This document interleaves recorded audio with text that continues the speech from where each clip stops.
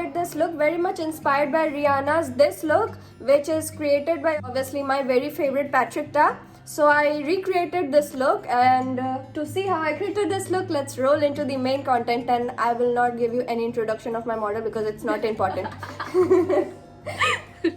To see how I created this look, let's roll into the main content. I'll start with her skincare. Actually, she had really well prepped skin, so I just added another layer of moisturizer for that dewy plump skin and massage it really well into her skin. Next, I'll use lip balm for that beautiful smooth lips, and then I'll use primer to smooth out texture, especially under and on the mobile lid for that creaseless finish. I'll use quite light color base foundation so that the shadows will pop even more. Then I'll add peach tone concealer so that the base will not turn grey. Then I'll buff it with a sponge for that creaseless base and set it with a powder to ensure it won't crease. Always use a sponge where you want a creaseless finish because the sponge mimics the texture of your skin and gives very airbrush finish. First, I'll use warm brown orange shade and buff that color on the outer corner up to the crease. For that beautiful eroded fusion base, use fluffy brush because it has less density, so it spread the product really well. Next, I'll use pink color at the very end of the outer corner and little bit of it because I want to enhance the tone, or you can say replicate the tone, and then I'll buff both of the color for the beautiful erosion finish. Next, I'll use frost pink eyeshadow in the inner corner and buff it out. Then I'll use lighter shade of glitter to bring her eye forward because she has deep set eyes, so I'll do many things differently because she has very different face structure. Yeah. I'll pick this brown eyeshadow and buff it with a angular brush. I'll do a very soft wing just to lift her eyes and buff it with a dome shaped pencil brush.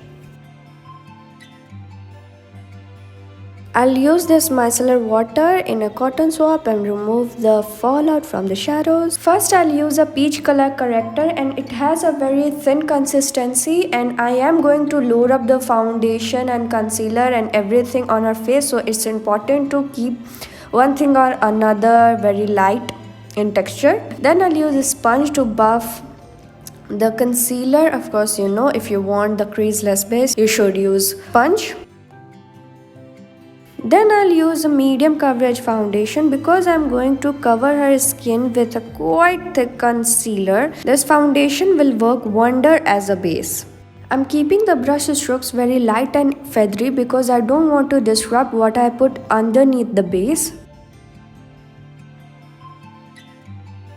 Next, I'll do a very harsh contouring, and because she has very cute chubby face, I'll give her a little bit of dimension, a lot of dimension. I'm going really heavy handed with contour and buff it with a sponge. And something I learned from Patrick Ta is always to contour your face first and then highlight your face with the concealer. It gives a very beautiful natural finish to the face and the contouring. Next, I'll use a really high coverage concealer, and I know in my last video I said to use least product under the eyes, but she has really deep set eyes and it's important to bring her eyes forward to balance out her face structure. Makeup is like icing a cake. If you keep the pressure high, what you have done underneath will disrupt. So, keeping the hands pressure very light and buffing the product into her skin.